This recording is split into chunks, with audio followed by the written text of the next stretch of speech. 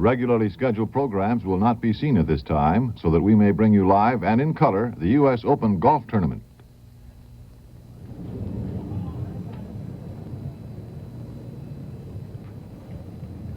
"40 seconds ago, Tony Jacklin had this 25-footer for a birdie 3 at the par 4 ninth hole. And that puts him 5 shots into the lead. Just where the pin is. It's the most difficult hole, a deceiving.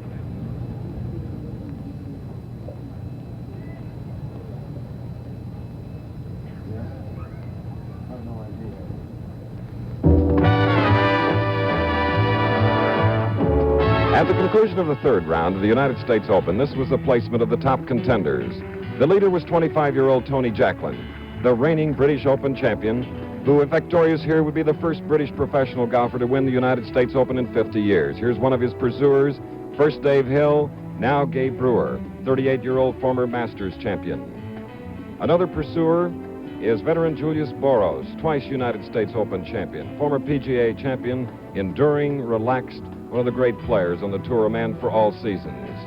And with the concluding round in progress, on a sunny, breezy afternoon, with Tony Jacklin just making the birdie 3 at the ninth hole, he leads by 4 shots over Dave Hill.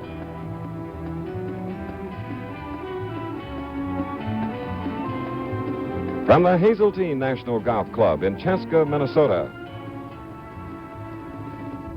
it's the final round of the 70th United States Open Golf Championship.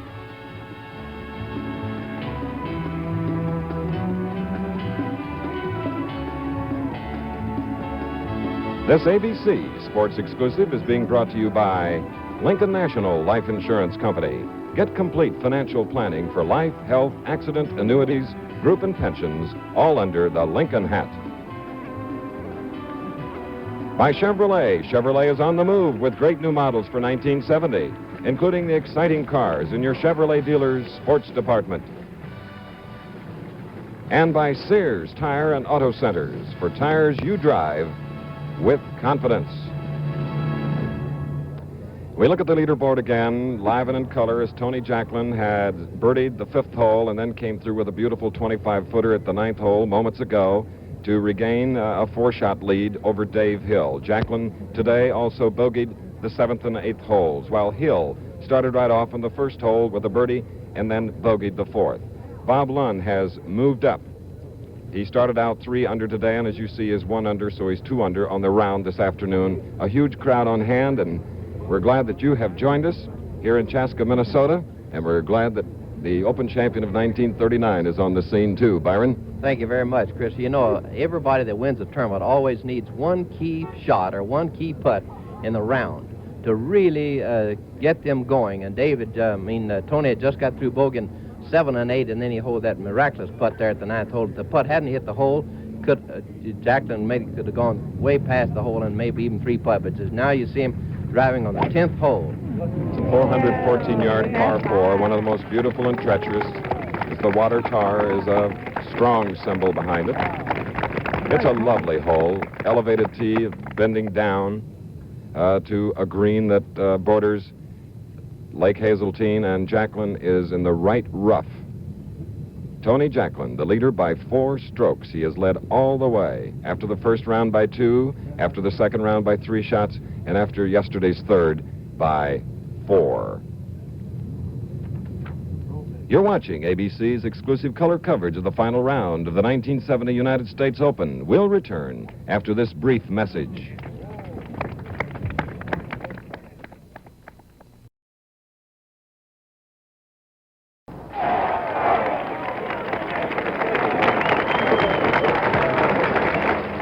And that was Bob Charles on the 16th hole, getting only the 2nd birdie of the day to go 3 under par for the round.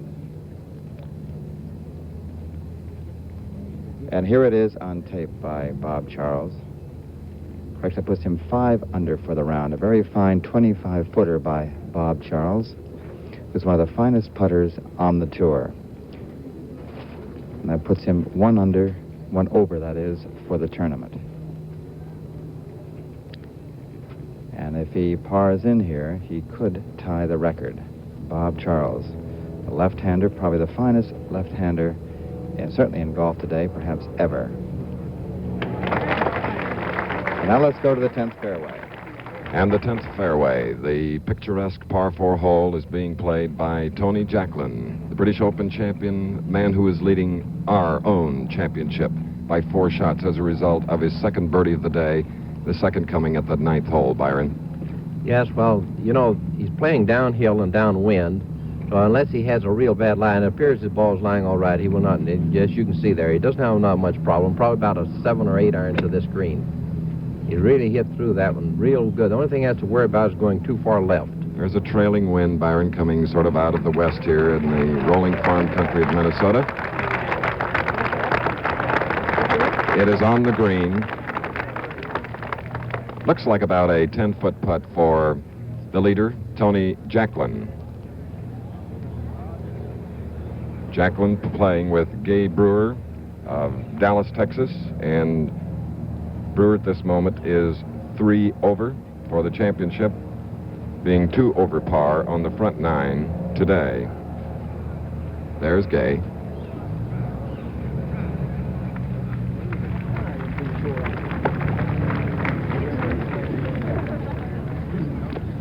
So, as you can see, Gay Brewer will putt first at the 10th green, the par 4 10th, 414 yards long. And, of course, the battle is going on here, Byron, for 2nd, 3rd, and 4th, rather strong. Yes, it really is. Of course, you have 3 wonderful players there battling it out. Dave Hill and Bob Lund and Bob Charles at this time being all I'm chasing. Of course, Tony Jacklin and that great birdie that he made there at the 9th hole really started him off. And Lund has just picked up another birdie. He is 3 under on today's round. He is even for the championship, or 5 shots away from the leader. Tony Jacklin moving on the 10th green today without a sweater, as the temperature is up over the previous days.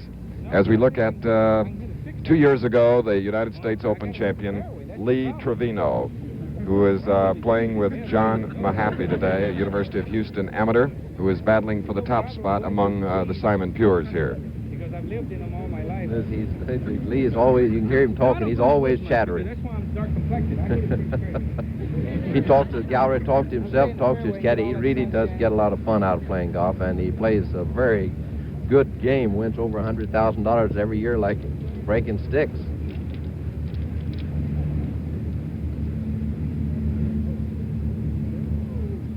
.433-yard hole, very difficult par 4.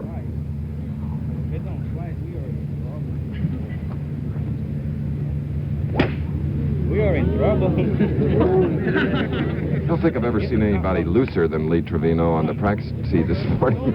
No, he stays that way, Chris, and he pulled that ball a little bit to the left. It looks as though it could be in a little bit of trouble on the left-hand side of the fairway. Trevino, who had an opening day round of 77, second round 73, and a third round 74 here at Hazeltine. And the low amateur, John Mahaffey from Kerrville, Texas. Straighten up, ball. He made a good pass at that. I heard him say, straighten up, ball. And it is along the left-hand side. It's the shortest way to this green, though. If you go too far to the right, you have a difficult job of reaching this green with an iron. You may have to take a wood on your second shot. Let's take a look at the amateur's swing, Byron. All right.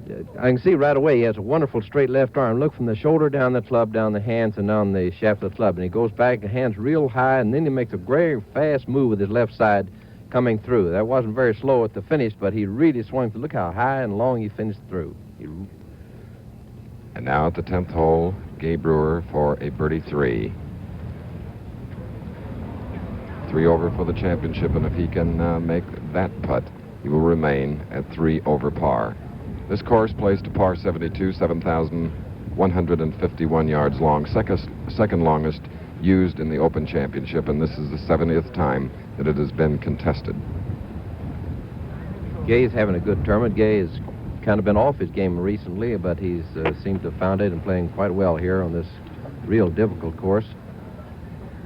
You can well imagine how badly Tony would like to get this second birdie in a row and regain a little more lead. 4 shots is quite a lot, but anything can happen on this golf course, or any course as far as that's concerned in this great, difficult, tough championship to win. For a birdie.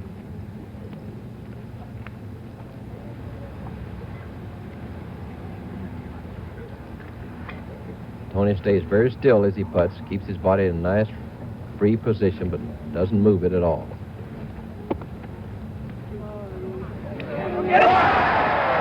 Back-to-back birdies, making the turn with one at 9, starting the back 9, Byron, with his third birdie of the afternoon, and he wants this title.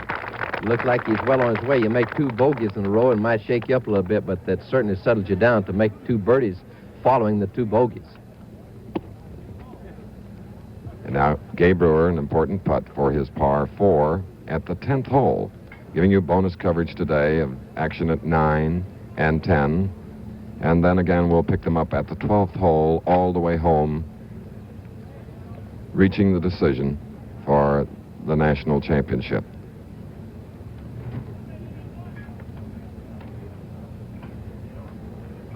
Brewer had 2 under par rounds, 71 on the second and third rounds.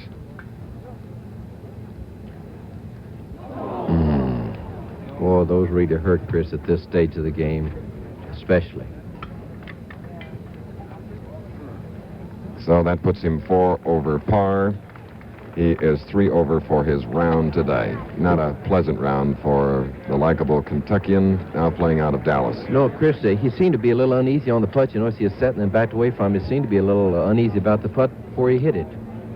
You can almost read these things when you know these golfers real well. Byron, the finishing holes here that you'll be seeing live and in color with our 22 ABC cameras are very interesting. So right now, let's join Jim McKay at 12. 6 yards in length, deceptively difficult. When they played the Minnesota Golf Classic here a couple of years ago, it turned out to be the second most difficult hole on the golf course. In part due to those fairway bunkers on the right-hand side, they could easily come into play today because with the pin placement, you want to keep your tee shot somewhat on the right-hand side of the fairway. That's because the pin today is on the rear left of the green. There's also water on the right-hand side that normally does not come into play, although just yesterday, the leader in the tournament, Tony Jacklin, almost went into it with his second shot. I'm Jim McKay, and I'll be covering not only the 12th hole, but also the 13th, which is a hole of a very different nature. It's a par 3, 172 yards in length. Here it is. The problem here is that water on the left, anything hit to the left of the green almost certainly will kick down a hill and into the water. On now to the 14th hole, and our colleague from across the sea, Henry Longhurst. I'm more normally with the BBC in London, Henry Longhurst, and I can tell you that they're going to take this live via the satellite at 5 o'clock this afternoon, which will be 11 o'clock at home, and I can tell you that millions of them will be sitting up, waiting to see how their man's doing. And here's the model of the 14th. You have to avoid those big trees on the right, open up the hole by going to the left. The flag is about on the right-hand side today. Very good, par 4, 355 yards, and we go to Bud Palmer. Well, that's not me, but that's Dave Marr, the former PGA champion. He'll be commentating on the 15th. Dave made the cut here. He's still out on the Hazeltine course, playing his final round. And, of course, we all hope here at ABC that Dave is doing extremely well. But here's a model of the 15th. It's 592 yards long, the longest hole on the course. And you can see it's heavily protected by trees on the right and traps, and the green is also heavily trapped, too. But I'll actually be covering the par 3 16th, 214 yards long, and in the first 3 rounds, there have only been 16 birdies on this hole. Extremely difficult. It's very heavily trapped. Lake Hazeltine is in the background, and you have trees that definitely come into play, especially where the pin position is today. Now, there's the tee, and today with the pin tucked into the back, you have to come around that big cottonwood tree if you want to get close. A very difficult hole. Now to Bill Fleming. At the 17th, Orville Moody, the U.S. Open champion, the defending champion, will long remember what he did. He got a 7, a triple bogey, and it meant that he did not make the cut. It's a deceptively hard hole. It's only 344 yards, par 4, but the tee shot must be accurate. It must come off a little dog leg there to the right, hit in the saddle, only 20 yards wide in the target area, then a relatively easy 9-iron to the green, but water on the right, water on the left. This will be a tough one. Now to Chris and Byron. Byron, there's not quite as much deception on the 18th, the home hole, but it is a tough one. Well, there's some deception because you really can't see the fairway very well off of the tee. It's somewhat hidden, and as you can see here in the whole model is a very good description. You can see the tee there, The drive must stop about in this area here. You try to miss the bunkers and the long rough that's on the left-hand side. Today, against the wind, the players will be going with a wooden club or long iron to this green that's elevated, sits up on top of the hill right in beside the clubhouse. It's a very tough finishing hole. The final hole, the 72nd hole. Now let's go back out for more golf action. Well, right now we're at the 12th hole where Bob Lunn, who is making a belated charge, has a problem at the moment. Bob hit his second shot to the left of the green on this long 426-yard par 4 hole. He's playing very well, as I said, made the turn in 34 strokes, 2 under par. Birdied the 11th hole, the one just previous to this, so he's 3 under on today's round, in 3rd place in the tournament.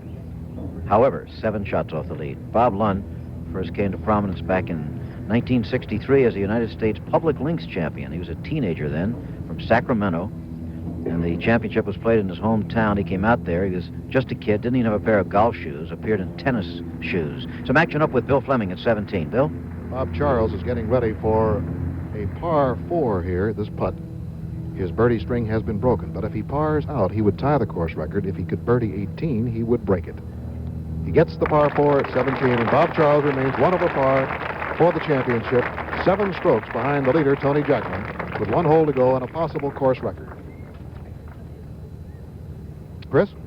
And right now, in one of the 3 bunkers along the 18th green, and for John Mahaffey, the 72nd hole, this is his 3rd stroke on the par 4 18th. He and Crenshaw are tied for low amateur at 13 over. He needs to hold this, Byron, to be low. Well, he played a great one. Didn't he? He really did. A marvelous shot from there. A long bunker shot of where the pin's clear across the green. It's a very tough shot to judge how hard to hit it. He did that very, very excellently. So if he can make that short putt, it'll put him in at 13 over, as the same is true of 18-year-old Ben Crenshaw, who is about to go to the University of Texas, and John Mahaffey represents the University of Houston on their excellent golf team. And Lee Trevino is 6 over for the championship. More about that later. Right now, Jim McKay. And Bob Lunn, who got a free drop because of a ground under repair area here, is about to play that 3rd shot on the par 4 hole. He has plenty of room to maneuver when he gets on the putting surface. There it is. Fine shot by Bob Lunn, who's 3 under on today's round, 1 over for the tournament, and in 3rd place. He needs a short putt of about 2 feet now for his par 4 on the 12th hole. Big Bob Lunn. For a while he had the longest sideburns on the tour, but there's so much competition for that title now that there's no telling who it is. Playing with him is the former United States Open champion, Gene Littler. Gene started the day 4 over. He's now 6 over. Having his problems, he made the turn in 38. That's 2 over par. Now back to you again at 18, Chris. Well, we just had a great bow from our friend Byron Lee Trevino, who made his par 4. He has finished the championship at 6 over. And now, to be tied for low amateur, John Mahaffey needs this putt for his par 4. There you have it. 2 youngsters coming out of the great state of Texas, Byron, are tied for the amateur top spot. Mahaffey and Ben Crenshaw. He is only 18 years old, Crenshaw, and you're going to see him now on videotape. And what a future's ahead of this young man, Byron. Yes, he has a marvelous swing and a good attitude. I really would hate to hazard a guess as how good that this boy could be, because he has tremendous poise for a young man 18 years old, and an excellent way of playing. Being taught by that great teacher, Harvey Penick, at Austin, Texas. He's on the 15th green in this videotape presentation. And 2 putts there on this par 5, 592-yard hole. Very popular here at the 18th hole quite a while ago when he finished. Why, he got a hand like Arnold Palmer gets. Incidentally, Arnold Palmer finished at 17 over par. So Crenshaw and Mahaffey have beaten Gary Player, Jack Nicklaus, and Arnold Palmer. Nicklaus in at 16 over, Player in at 14 over. All right, now let's go out 13. Here's Jim McKay. Okay, Bob Lunn got his par 4 and did it very nicely on the 12th hole. Now we look at the 13th, 172 yards long. You're looking from the green back at the tee, a par 3 hole, and remember that to the golfer's left as he hits, there is a big pond. If he hits at all to the left of the green, he will in all probability kick down a hill and into the water. And with the pin placement as you saw it today, that is a very real problem. Gene Littler, 6 over for the tournament, birdied the 12th hole and went back to 5. Gene had a tremendous approach shot on the 12th and just about a 3-foot putt for the birdie. This hole was designed for a 6-iron to be used, and I should think that's probably what they're using today with a slight breeze at their back. What do you think, Byron? I imagine so. I would say 5 or 6-iron, and Bob's a strong hitter, and I'm sure he'd be using 6-iron. Littler will probably use a 5. Okay, well, there is Gene Littler, hitting probably a 5-iron and looking a bit unhappy about it.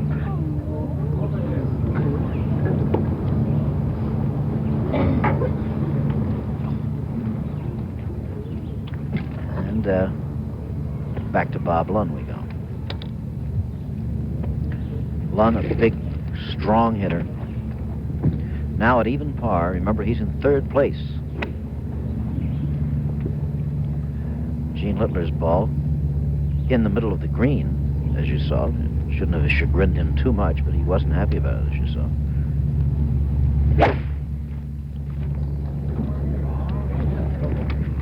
And Bob Lund avidly follows the progress of his ball, which, as you see, is on the putting surface, but he's going to have a long attempt for birdie 2. Now here is Dave Hill on the 12th fairway, about to hit his approach shot to this difficult par 4. Hill, remember, is playing even par for the day. He's 5 shots off the lead, 1 under for the tournament. He's on the green, on the backside, and just rolls off the putting surface by about 3 or 4, 5 inches. Back to you, Chris. Bob Charles on the par 4 18th, about to hit his 2nd shot. It's on its way. It's off to the golfer's right of the flag. It is short, but in the taller grass. Yes, it's going to leave Bob quite a difficult shot to try to save a par that would tie him for the course record of 67. And you see Tony Jacklin with a 5-shot lead for the national championship as the 1970 United States Open from Hazeltine National Golf Club in Chaska, Minnesota continues in a minute.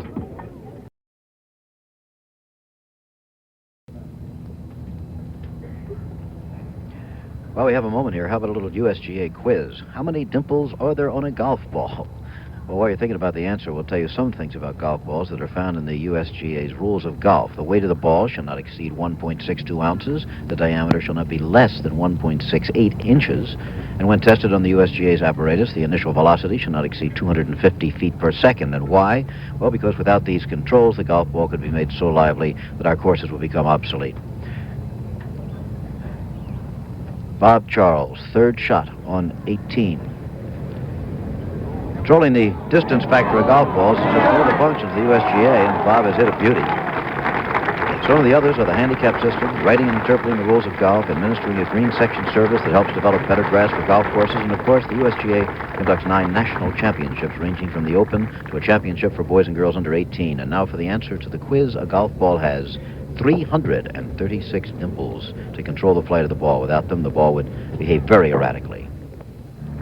Dave Hill now on the 12th hole. Remember, he's chasing Tony Jacklin unsuccessfully at the moment. 5 shots behind him. Hill is even par for the round today. That will not be good enough, almost certainly. There's Bob Lund putting for a par on 13, and that's not an easy putt. He makes it, however, gets his par, and remains at even par in 3rd place. Dave Hill, being off the putting surface on 12, has the option of leaving the flagstick in the hole or having it removed. If he thinks it'll help him at all, if his ball might hit it and then drop instead of going by, he can leave it in. But he's having it tended by the caddy, it appears, which means that the caddy will lift it as soon as Dave makes the putting stroke. This is for a birdie 3.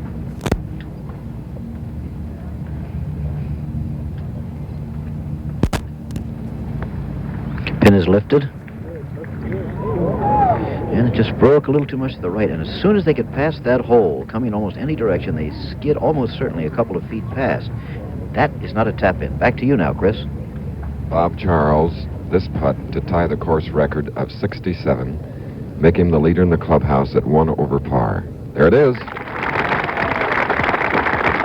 Former British Open champion Bob Charles with a neat round of 67.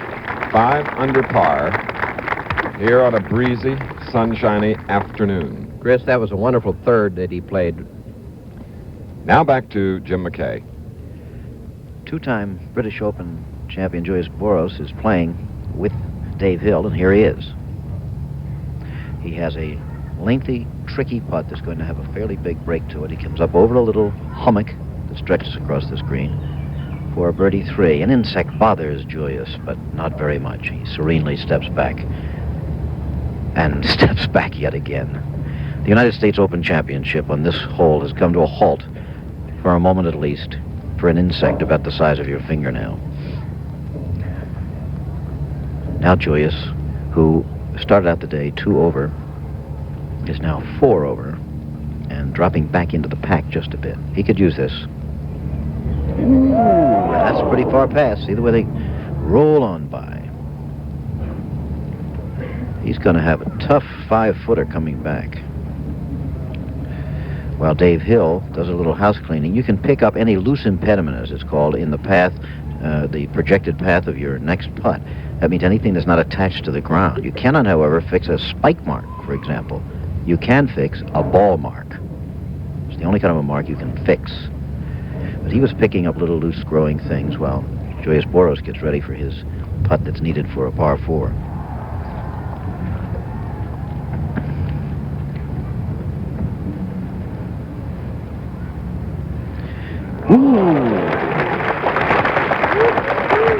So the two-time Open champion has made his par 4 on the 12th hole. Now Dave Hill, needing this for a par, and it's essential that he make this to stay 5 shots back of Tony Jacklin. Jacklin is in no danger, it appears, of beating the all-time record for largest margin of victory. That was an 11-shot victory by Willie Smith in 1899, and then second longest was Long Jim Barnes back in the early 20s, won by 9 strokes. Now, on the right of your screen, there's Ken Still putting for a par on the 14th hole, and he's gotten into this thing. He's 2 over for the tournament and 2 under on the day's round. On the left, you have Dave Hill trying to remain 1 under for the tournament, 5 shots back. Hill decides to step away again. He doesn't do that too often.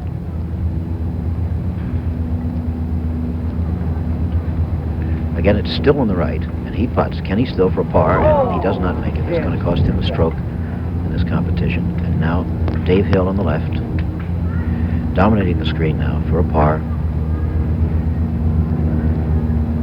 He's got it. He remains 1 under for the tournament, even on today's round, and 5 shots behind the leader, Tony Jacklin of England. What a story this is going to be in the British Isles if Tony Jacklin wins it. The first Englishman in half a century to do so. They'll be watching live on the satellite over there, and here you have a look from our crane camera about 150 feet overhead of the fairway, and trotting that fairway is Tony Jacklin. As we said, this will be on the satellite in England. People will be staying up past midnight to watch it, and I would doubt very much that anybody will go to bed. He is the current British Open champion and can be one of the few men to win both the British Open and our Open Championship in a lifetime. Only 10 men have done it, in fact.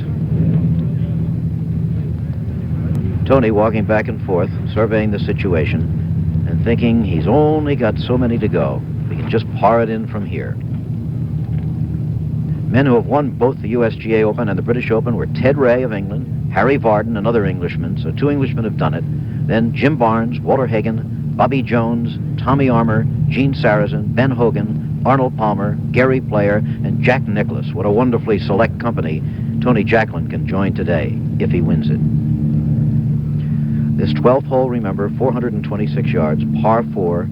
He is in good position to hit into the flagstick. Tony Jacklin, 25 years old. He'll be 26 next month. His father, a lorry driver in Lincolnshire, England. He is not of the landed gentry, not a young lord who tread the links for laughs. Took up this game as a youngster when he caddied for his dad. What a success he's making of it. Probably a 4 or 5 iron from there. He said he had a good angle to come into this flagstick on the left rear of the green. And he's got a good shot on the putting surface, a little bit short, and if that had come about 2 feet more, it might have trickled down that hill. Dave Hill now in the 13th. This is the par 3 hole, remember, 172 yards. Hill trailing by 5 shots. The controversial golfer who said some nasty things about this golf course the other day and got fined $150 for it. And he's got a fine shot. He's going to have a pop at a birdie there. Going to have about an 8 or 9 footer for a birdie on the 13th. And we'll return to the Hazeltine National Golf Club, site of this year's U.S. Open Championship, in just a minute.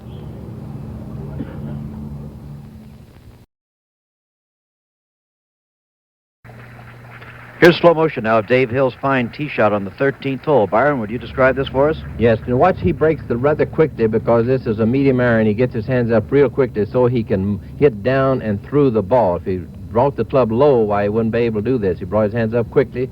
His left side is nice and relaxed from this position. Now he'll move through the ball and get his left side out of the way so he can really notice how straight his left arm, the hands, and how fast they're moving through the ball right in this area, which drives the ball straight on the line and straight out to the hole, as you saw such a marvelous shot. A very high finish because his hands were nice and high on the backswing. So that's how it's done on a 172-yard par 3 hole, as exemplified by Dave Hill. There's action now on 14. Let's go to Dave Marr. I think that Bob Lund there just made a little putt after he came out of the trap. A very nice par 4.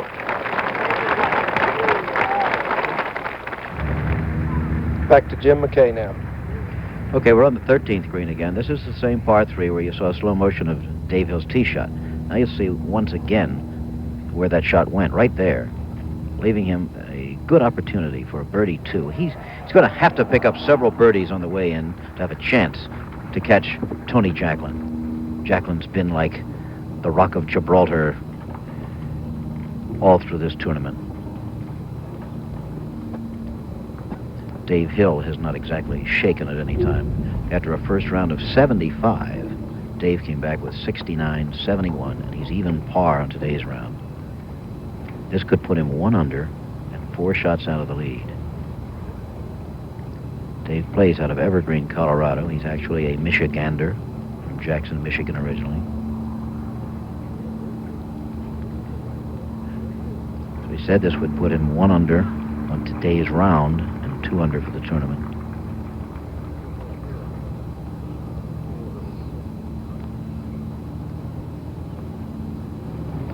Nope.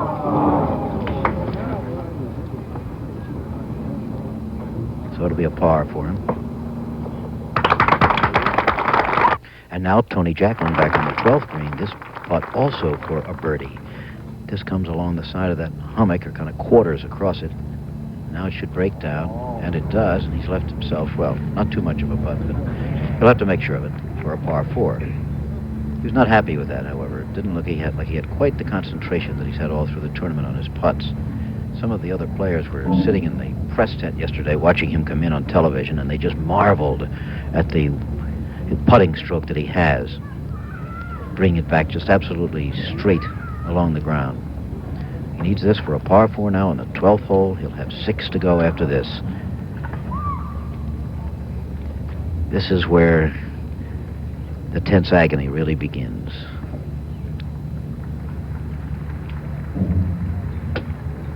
Tony makes no secret of the fact that he gets nervous on this golf course. Who wouldn't?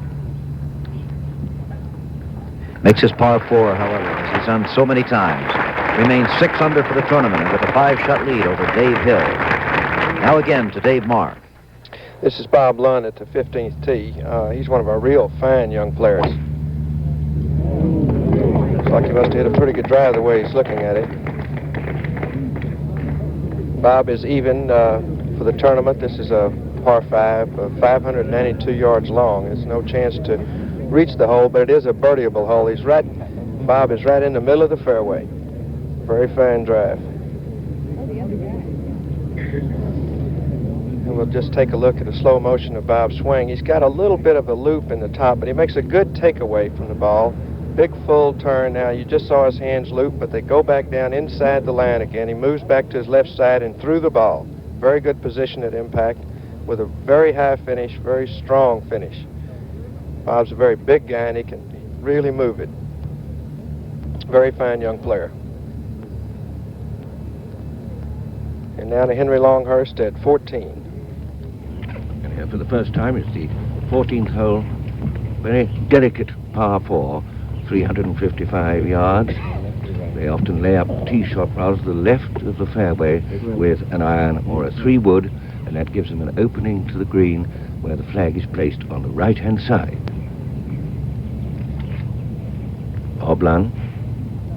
Dave Hill. He started 1 under, he's still 1 under.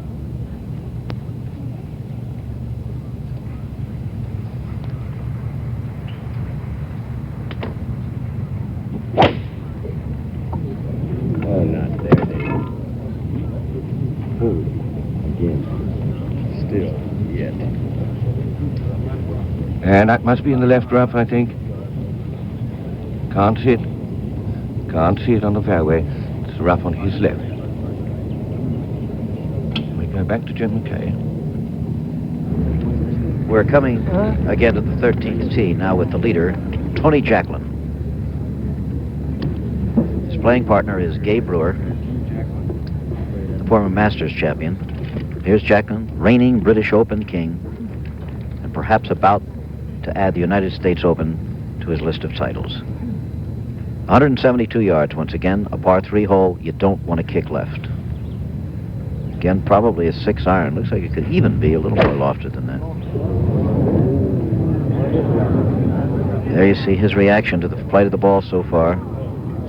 It's okay. Actually off on the right-hand side of the green, I believe. On the back edge. He's going to have a long, long putt. He'll be very happy to make 3 on this hole. This is the 13th, remember. Ball on the rear of this 13th green.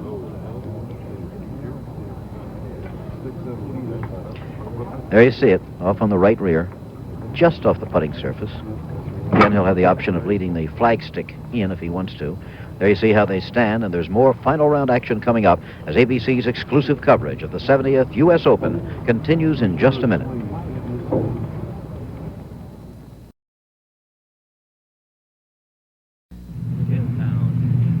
Now we wait behind the 14th green to see Dave Hill's second shot, which is a very good one indeed, considering he was just in the rough. Very easy to bounce over the plateau green when you're playing out of the rough, but he's left himself a putt of 25 feet, level with the flag, an exceptionally good second shot. That's Dave Hill. We'll go back to Jim McKay. Thank you, Henry. There is Tony Jacklin. You know, he's led this tournament ever since the first round, and somewhat surprisingly, only 3 men in the history of the Open have led from wire to wire.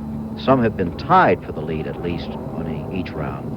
But only Walter Hagen in 1914, Jim Barnes in 1921, and Ben Hogan in 1953 led after every round. Jacklin can be the 4th.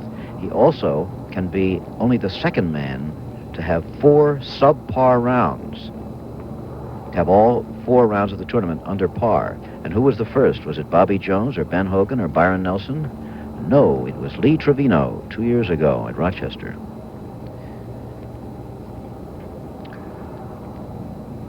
Tony disturbed by some noise back in the crowd. Not by us. We're a couple of 100 yards from there, as a matter of fact, if you're wondering. You can see Tony filling his cheeks with air and then blowing it out. A tension reliever that you and I have used many times. Just off the putting surface, all the way across the green. While we were away, I was talking to Dave Marr, and he was pointing out very accurately that he probably played it to the right side of the green, because anything is preferable here to going to the left and in the water when you have a 5-shot lead.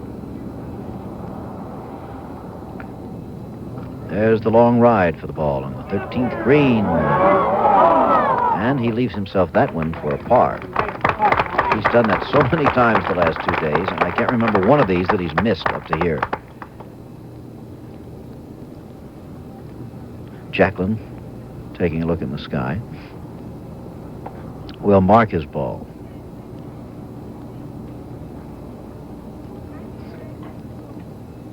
He's playing with Gay Brewer, as we said. Gay started out today just 1 over par and in contention, but he's now 5 over for the tournament, 4 over in today's round.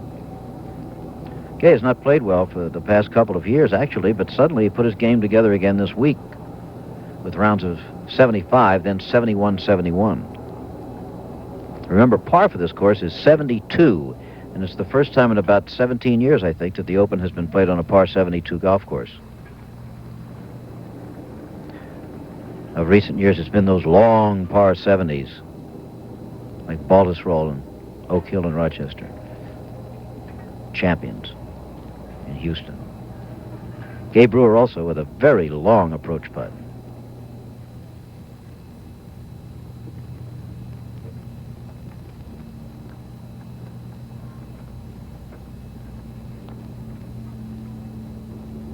And he's left himself a most difficult one for the par 3. Gay not happy at all with his putting, and that's been his big problem while he has been laboring in the nether world of the golf tour. Now again to Henry Longhurst. Here's the 14th. Dave Hill, about 25 feet. This for an off chance of a birdie, but it's a very difficult green. This would be what the old Scots golfers called a long steel, if he could get it. I don't think it's going to reach the hole. No, it hasn't reached the hole. It's pretty well dead, but it never looked like getting there.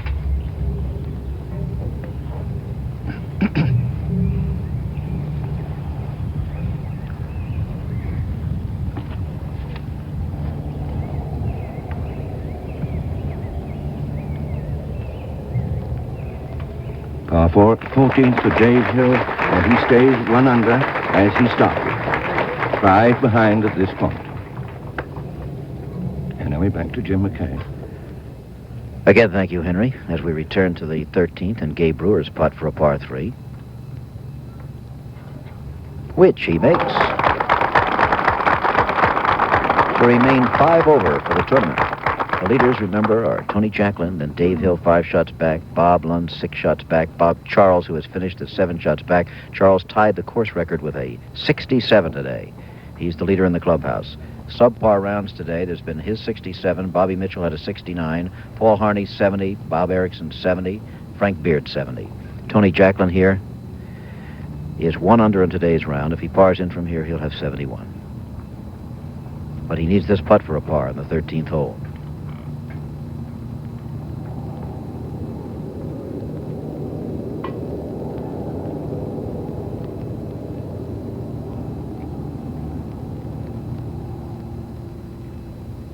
He's got it, just as he's been all through the tournament. To you, Dave Marr.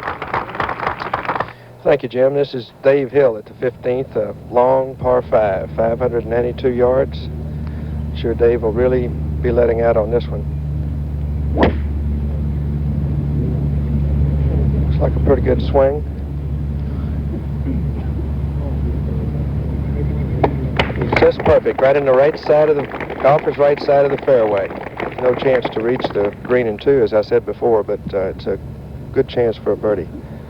If he's going to close the gap on Tony at all, he's going to have to start making some sort of move. This is a fairly straightaway hole. It's just a little slight dogleg from right to left, and it's, as I said before, it's over almost 600 yards long, and the players with 2 good shots can get up within about 95, 90 yards of the green, playing it to about a triple level green. It's pretty tricky to get the ball very close. And now back to Henry at 14T. There's Tony Jacklin on the 14th. Selecting, we'll see, either an iron or a light wood, an iron. He's going to play down the left-hand side of the fairway to try to open up the hole. 355 yards, a very nice par 4. Flag on the right-hand side as he plays it. He wants to go down the left, but without getting as far as the rough. Tony Jacklin leading still 6 under against Dave Hill's 1 under. Tony Jacklin.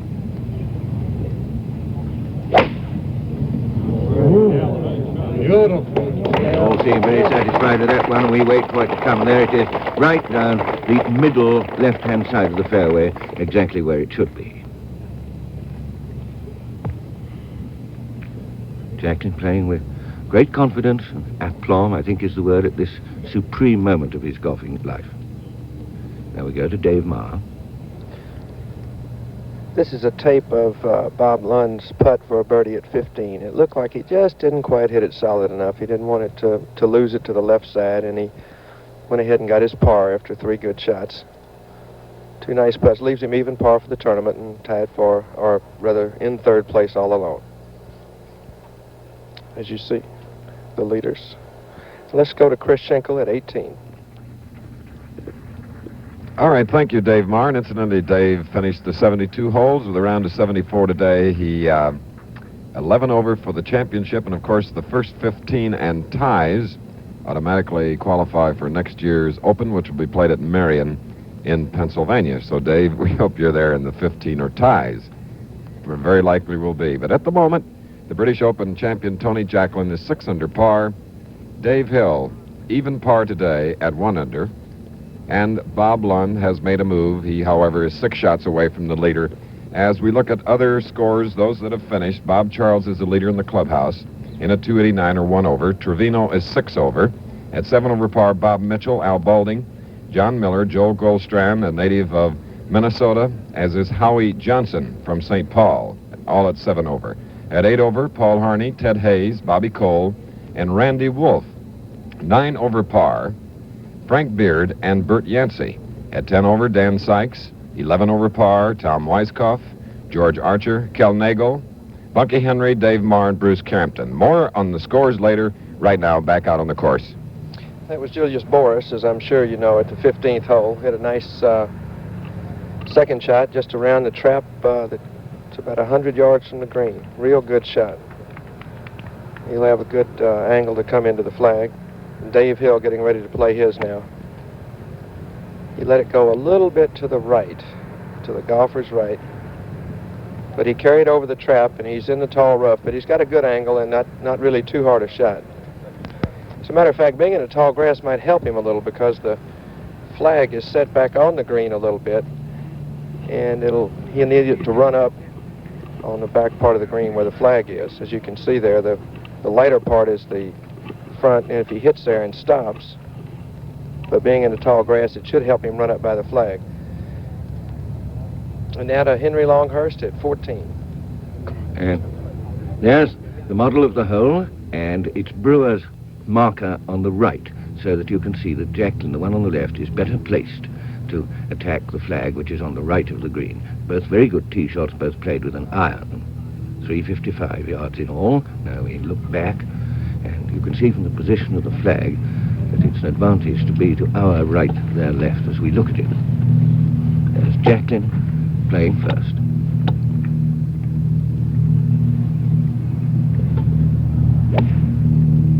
And he's played conservatively to the left of the flag, the open part of the green. A very good shot, but it comes back, shows how well it was hit.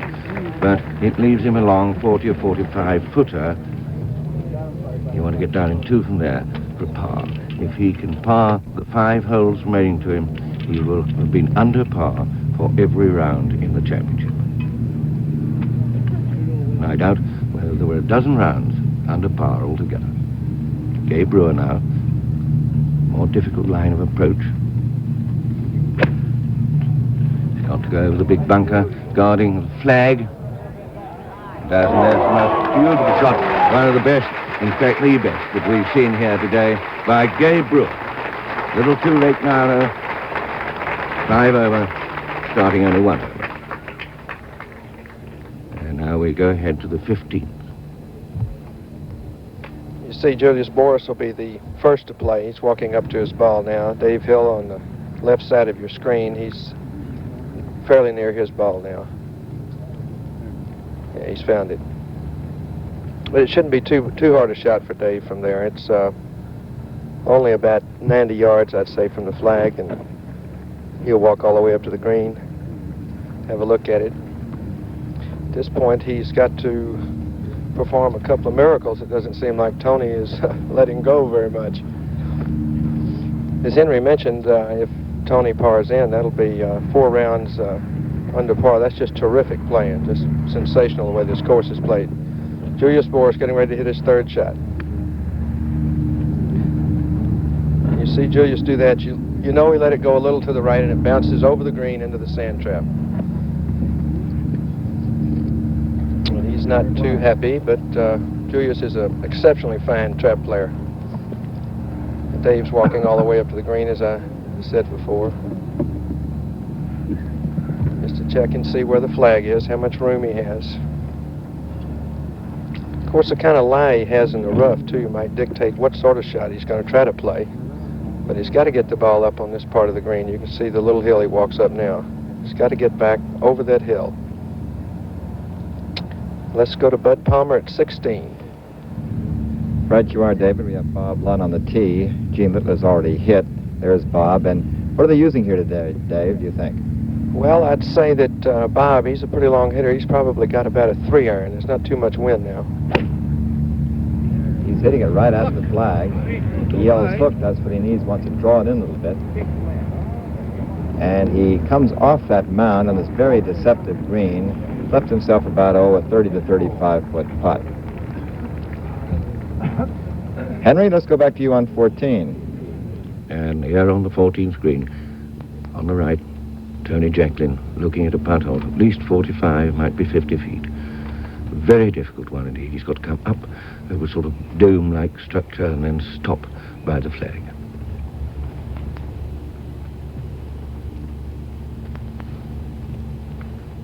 He's been attacked by a hostile something or other. Not a moment when you want to be put off by anybody or anything.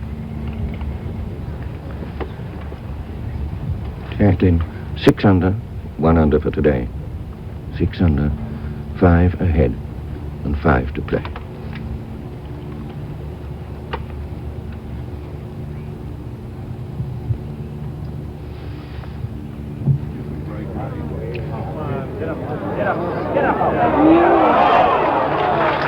Oh, that's a very, very good putt at a moment like this, and he'll look at that one with great relief. It's a noble putt.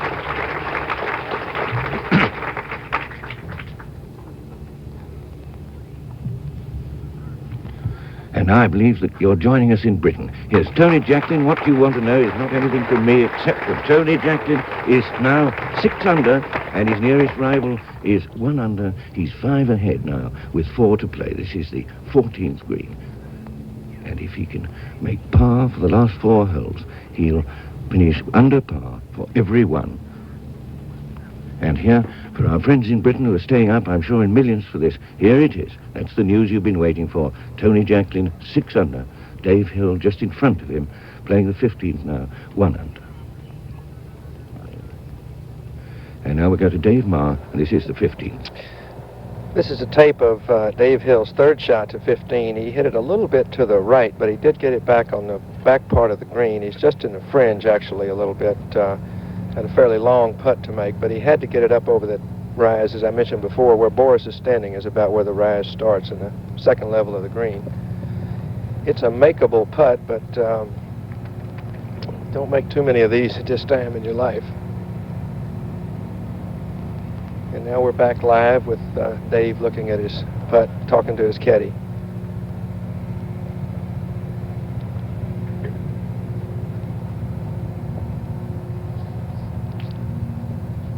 Boris played out of the trap about 3 feet past the flag with a very nice shot. For those that saw him knock it in the trap earlier.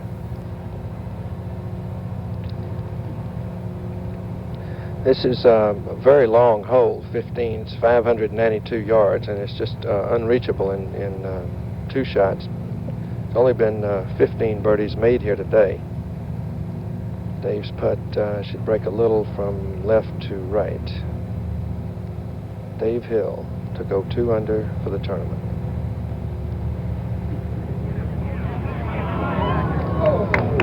Just a little short. Good putt, nevertheless. Easy 5. And now to Bud Palmer at 16. And we're looking at Julius Boris. Now we go to Bob Lund. He has a putt of about 30 to 35 feet, which will break to the right. Extremely difficult par 3 here. And there you almost see the third birdie of the day. We've only had 2 so far by Bob Erickson and Bob Charles, former British Open winner, here all day long. So that tells you how difficult the 214-yard par 3 is. Now to Dave. Tony Jacklin at 15. 5-shot lead. Must be a good drive. Nice hand from the people. Right down the middle of the fairway. Very fine drive. If Tony can just keep from fainting, just get in with some pars, he'll be our Open champion. And I just think that's great. His countrymen should be very proud of him. He's a great guy and a fine golfer. Gabe Brewer on the tee now, former Masters champion. Not too good today, but playing well this tournament.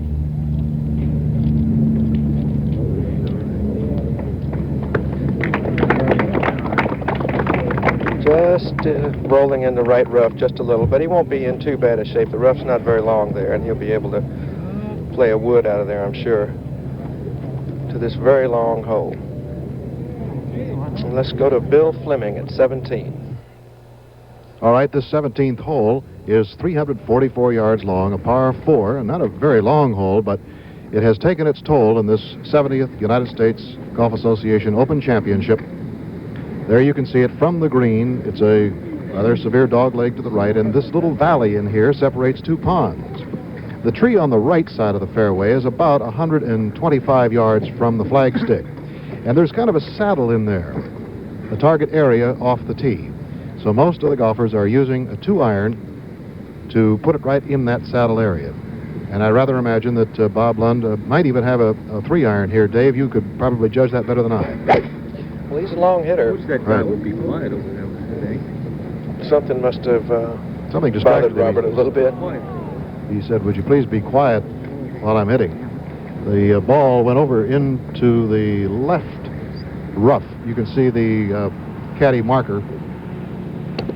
Not a very good tee shot. Bud Palmer at 16.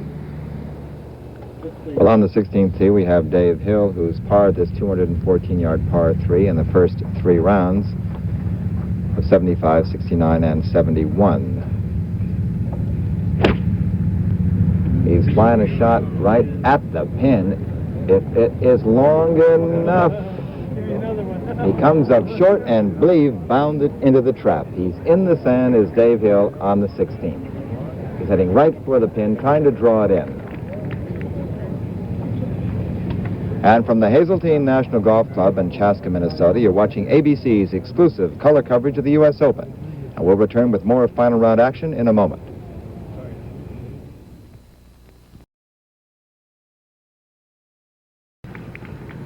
Here's Dave Hill on the 16th. And Byron, how about analyzing this tee shot?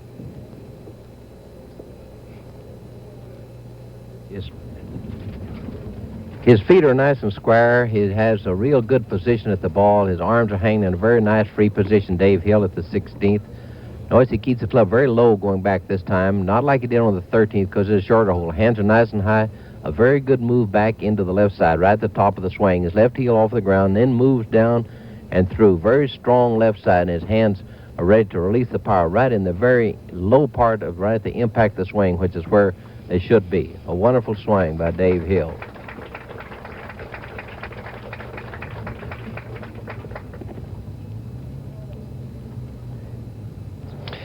And you see Gay Brewer and Tony Jacklin walking up the 15th fairway. Their second shots are both in perfect position, about 90 yards short of the green. They hit 2 real good shots out of Tony out of the fairway and Gay out of the rough. I wonder what's running through Tony's mind now. 5-shot lead, National Open. It's just great. It's not often you get a chance to win a prize like this, and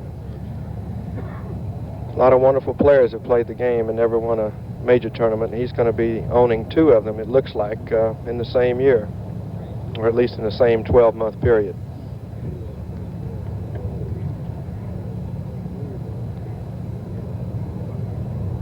Fifteenth hole.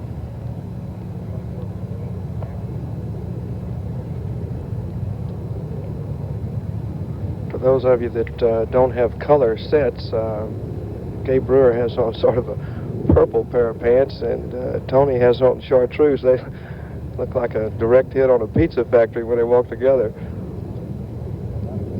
Tony looking at his shot. Tony will be away, I believe. He's in the center of the fairway. Okay, a little bit on the right side there. You have a view of the 16th hole. Let's go to Bud Palmer at 16. Right you are, Dave. And here's another Dave, Dave Hill, in the trap here. He has about, 55, 60 feet, I'd say. You can see how low he is. If you explode out, that gives you a good shot of how far he has to go.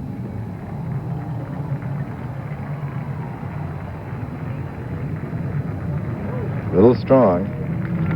And he rolls it by about 12 feet. And he's going to have a rather difficult putt here because around this pin, it has been most confusing today. It seems reversed one way or the other. The players have been having a very difficult time, and that's the reason we've only seen 2 birdies so far today. That's Dave Hill coming up, who was the Varden Trophy winner last year and won 3 tournaments. Dave Marr, what's going on out there, fella? Well, Gabe Brewer just hit a great shot in about 6 or 7 feet short of the flag, and he was away. I'd said Tony might be. This is Tony Jacklin getting ready to hit his 3rd shot to the 15th hole. Sure, he'll just hit the best shot he can. It's no time to change your game to lay up or anything. About a 90-yard shot. Nice swing, and the ball is going to be just a little to the right of the flag. But I'm sure he'll take it. Fantastic.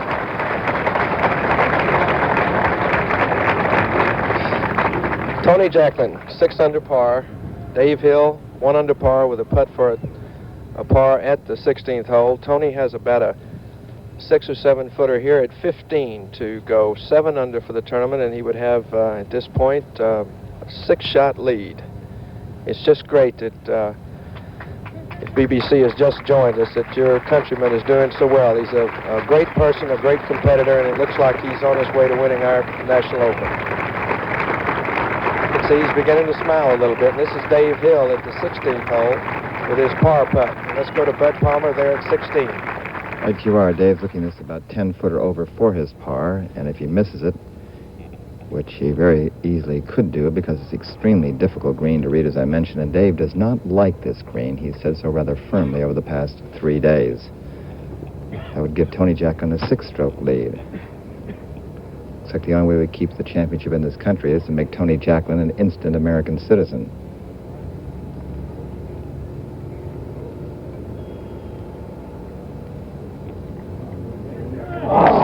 That curl around, and he goes to even. He says, oh my, because it's so difficult around there. He's playing with Julius Boris, who also had a par, so Dave Hill goes to even, and now trails Tony Jacklin by 6 blows. And for you people in Great Britain who just joined us, this Hazeltine National Golf Club is 7,151 yards long, par is 72, the second longest in USGA history, has 10 dog legs, 101 bunkers. And Bill Fleming, how about the action on your hole? Well, it could be quite dramatic right here because Bob Lunn made a spectacular shot behind the tree, is on the green in 2, and could take over second place if he makes this. This is for a birdie 3 at the par 4 17th. Just about a 3-foot putt right in his own shadow. Oh, too bad. After really a remarkable shot from where he was, you saw him earlier, he takes the par 4, and he and Dave Hill are still 6 strokes behind 25-year-old Tony Jacklin. Dave Marr?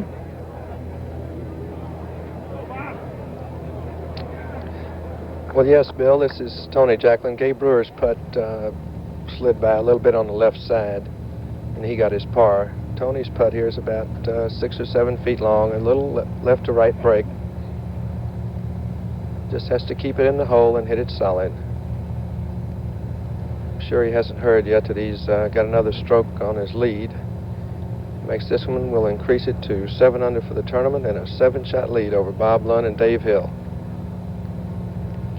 He's been making most of these this week and just playing tremendously.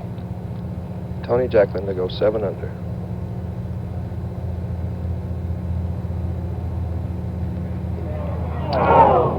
No, he let it go by a little on the right. Pushed it. Looks like that's what he said to Gay. Just clean off the ball, see if there's any, picked up any dirt or anything. But he's got a fairly simple little putt. It's just great how well he's played this week. Be a man of all seasons. We've had 4 different days of weather. Today is just beautiful.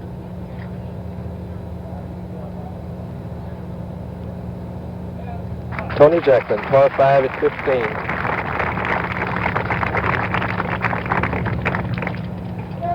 It's great playing, Tony.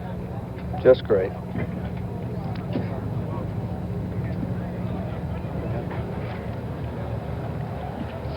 There you see the leaders. Tony Jacklin 6 under, Dave Hill and Bob Lund tied for second at even par. Bob Charles had a great 67 today, tied the course record, is in the clubhouse with 1 over, and Ken Still is in 5th place, 3 over through 17 holes. And now, while there's a pause in the action, let us pause briefly for this message.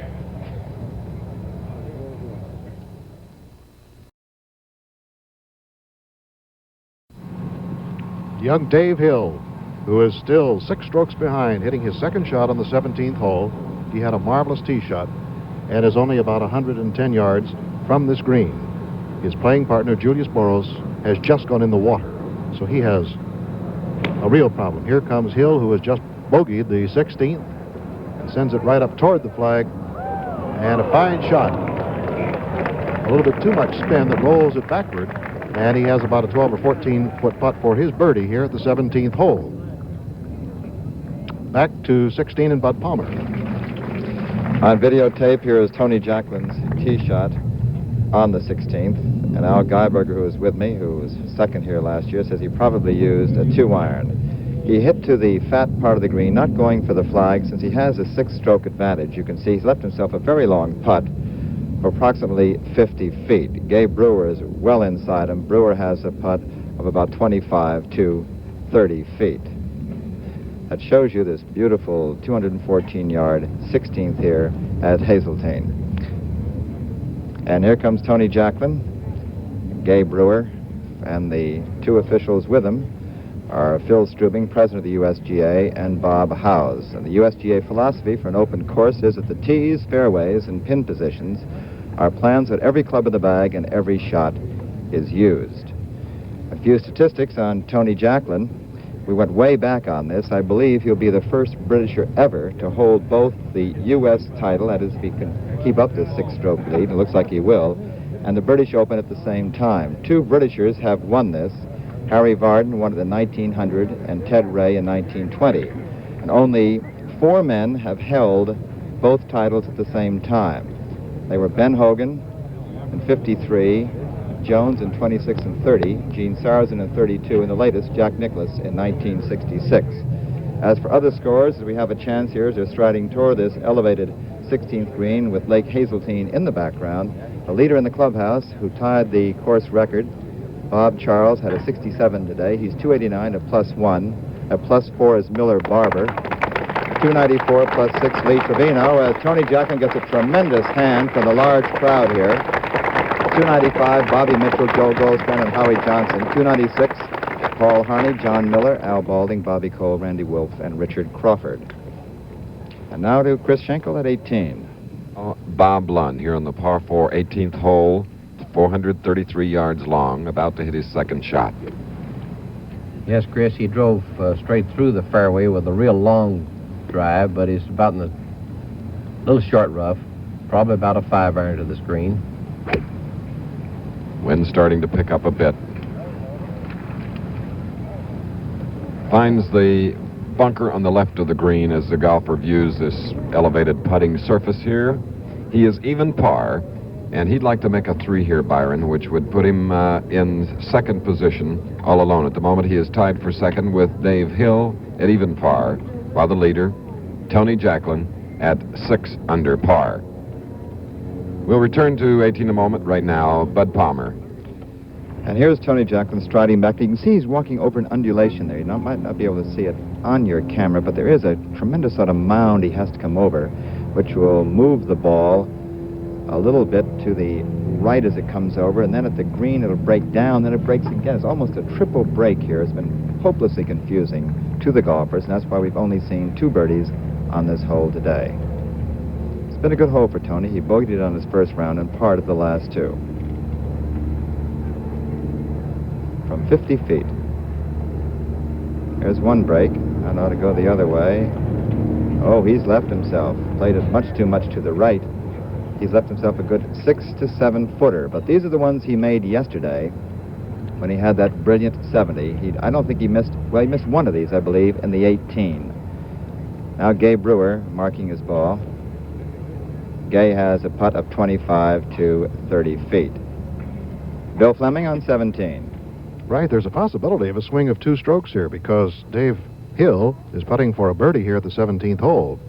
Should Tony Jacklin wobble a bit at 16 and make a bogey, it would drop the lead to only 4 strokes. And, of course, Jacklin still has to play this, what I'm sure our colleague from across the sea, Henry Longhurst, would call a devilish hole at 17. This is for a birdie.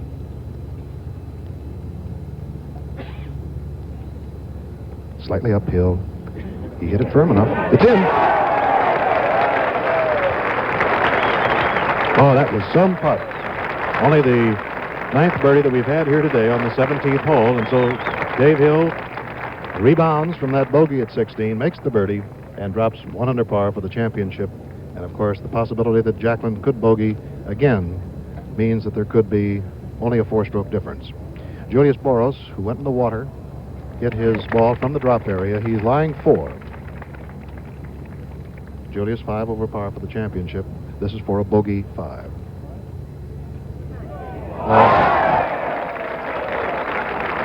Julius Boros, 50 years old, whose son Jay is a freshman at the University of Iowa on the golf team there. Can't beat his dad yet, but he can outdrive him.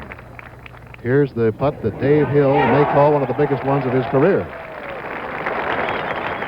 Bud Palmer, back for your dramatic putt.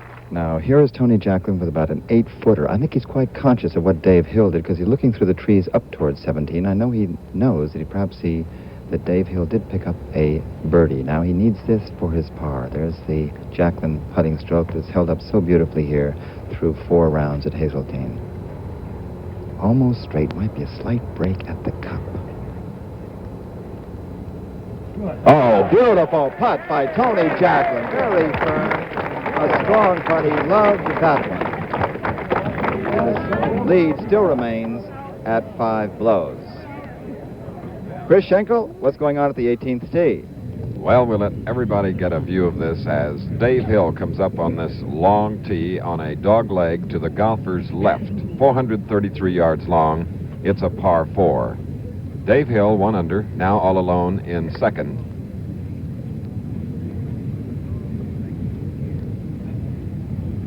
He's giving it the good look because the green is obscured. Yes, and I think what he's thinking, Chris, he knows he needs to try to make another birdie if possible. He's figuring on whether or not he can carry over that corner, over those bunkers that we pointed out earlier in the day. If he can drag it over there, then he'd have a lot shorter iron to this green. And I think he's probably going to take a shot at it.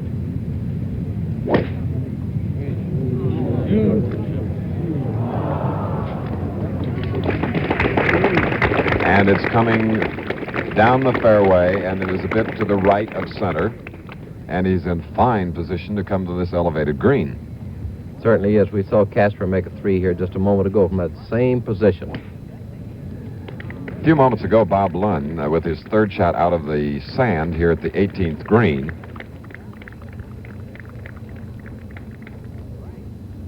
Boy, he really stayed down through that shot, Chris, but he didn't hit it quite hard enough. You see the ball's landing very softly. No, because as a result, he left himself a 25-foot putt, which he failed to hole. And another videotape machine shows you the putt for the par to remain even. Now, after 2 videotape presentations, we are back live and in color. We're using 22 ABC television cameras here at Hazeltine National Golf Club. This is for a bogey 5 for Bob Lund. And it ties him for the lead in the clubhouse with Bob Charles at 1 over par or 289. Incidentally, Gene Littler finished with a par here at the 72nd hole. He is, of course, as a former United States Amateur and Open champion. He is in the clubhouse at 7 over, joining Bob Mitchell, Al Balding, John Miller, Joe Goldstrand, and Howie Johnson. But out on the course, it is Tony Jacklin, honored by the Queen, leading by 5 shots here on the final round of play. Back out to 17, and our colleague Bill Fleming. All right, Chris, and who knows, maybe Tony, if he wins this, might even be knighted. Here is his tee shot in the center of the fairway. J for Jacklin, B for Brewer. And Tony just played a very cautious 2-iron off the tee. He double bogeyed this hole on the first round of the championship. And as you look at it from behind the green, you can see the kind of a problem that the golfer has. Bob House, who supervises the placement of the pins, put the pin in the most difficult position. There are 4 possible positions, and this is the most difficult today. And there is the ball. Brewer, as you see it first, and then the farthest ball, almost in the center of your screen, belongs to Tony Jacklin. In the second round, he birdied it. He hit a brilliant shot yesterday to save possible bogey. And as you see, the fans in almost a perfect amphitheater here in brilliant sunshine in Chaska, Minnesota, just outside the Twin Cities of Minneapolis and St. Paul. Remarkably, on the first day, 69 players failed to break 80 in this tournament. And right now, we have only 2 men under par. Tony Jacklin and his pursuer, Dave Hill. And Tony will come up into the crest of that saddle and look things over. We're very pleased that our good golfing friends in Great Britain have joined us for this final round of the championship. Your hero, and certainly ours, Tony Jacklin, is now on the crest of winning this championship with a possible 4 straight rounds under par. Lee Trevino in 1968 is the only other man ever to do that. Tony, superbly confident during the entire championship. We reminded him that this is the longest day of the year, June 21st, and he said, well, I can tell you this last night was the longest night of my career. He said, I think I aged 20 years yesterday, and he said, I think I'll probably age 20 more today. He's only 25, so he can stand it. Possibly an 8-iron today, and he's coming right up a little on the right side. Fortunately, does not go into the trap. It is just off the putting surface by about a foot, so he can get down in 2 from there, it looks, for his par. Now let's go to Chris Schenkel. And here is Dave Hill, who at the start of this final round trailed Tony Jacklin by only 4, who trails him now by 5. This is his second shot on the 72nd hole. What iron, Byron? I would guess he's using a 5-iron from there, Dick, because he's going to go right at that flag. He's pulled the ball a little bit, though. As a matter of fact, just off the backside of the green in the long run. Dave Hill, a very disappointing shot, and also for Dave, a very disappointing final round because he was extremely confident prior to going out today. And here we look at Dave's stroke, and Lord Byron Nelson analyze it. All right, we'll try to see what make him hook that ball. You notice he broke away a little fast for this long iron, and now then he's a good position at the top of the swing. Now we'll see how he moves to the left side. It should move through. I'm guessing it's going to move a little. See, right at that point, see how he comes up. He came up almost off his left foot there, which meant that the club had to come around with his left side pulled away that far. And there's the position there that caused Davey to pull. See, you can see him blocking against that. That's what caused him to hook that ball. All right, Pro, thank you very much. Here's another pro in broadcasting, Bill Fleming. Thank you, Chris, and this great applause from the gallery surrounding the 17th. 21,282 people came to this tournament today. 15,000 on Thursday, 19,000 Friday, 19,000 Saturday, a total of 75,878. And it doesn't look like anyone has left. as they are saluting this young man from Great Britain, the British Open champion, who is on the verge of winning the United States Open Golf Championship, the 70th. And if he wins it, I don't know what this converts into pounds, but something like 12,500 pounds, 30,000 American dollars. And now he's surveying what he has to do here. As you can see, he's about 40 feet, maybe a little more than that, from the pin. Tony Jacklin has putter in hand. A record entry list, 3,642 of the best players in the world. And Tony Jacklin can claim the right to be the very best of all of those. If he can just keep it going, he has a 5-stroke lead. It would take almost an utter collapse for him not to win this championship. And those of you at Marion for the 71st U.S. Open, get your orders in for your tickets, because Tony will probably be back to defend.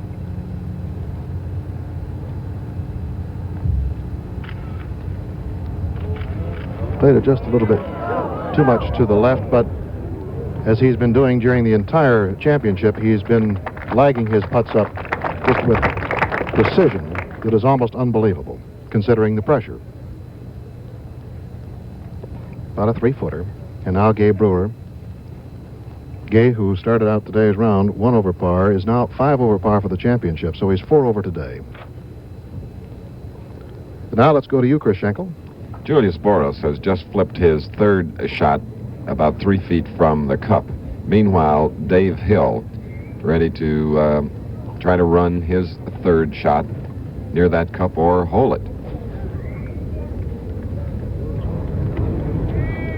Of course, he looked up badly on that shot, Byron. Yes, he hit it very weakly. He didn't hold the club firmly. He let the club just kind of stop in that grass as he hit it. He's kind of laughing to himself for hitting such a really... It was a very poor shot for Dave. And, of course, to remain alone in 2nd position... yes, he needs to make that. That's right. This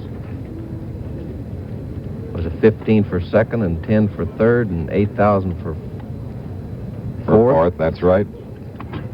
Means a lot of money. And Dave knows it, and it's put just about straight in, Chris.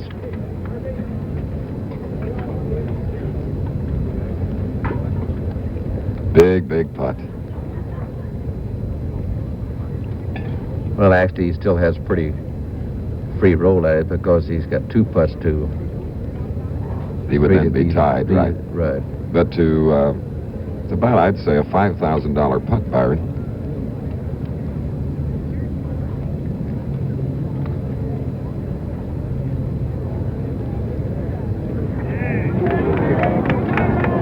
Hey, Chris, I was misfiguring there. I was thinking we he was. both were. Well, that makes Davey 2nd. It's an even par. That makes him even par with a bogey 5 at the 72nd hole.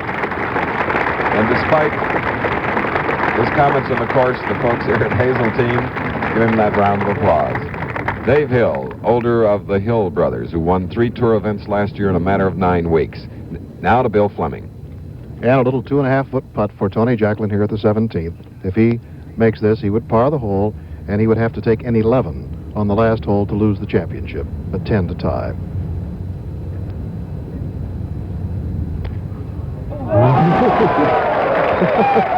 And he gulps. So Tony Jacklin gets his par 4. A big smile breaks out on his face.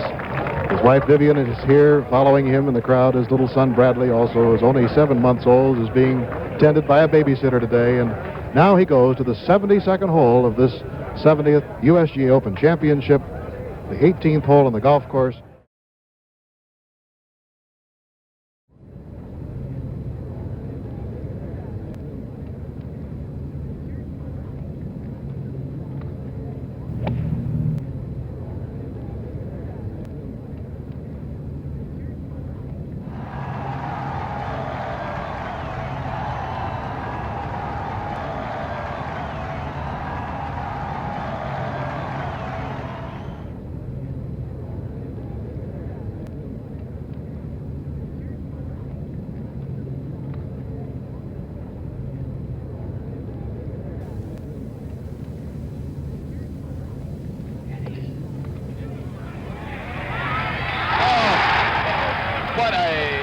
Climax. Tony Jacklin has proven to everyone that he is a champion.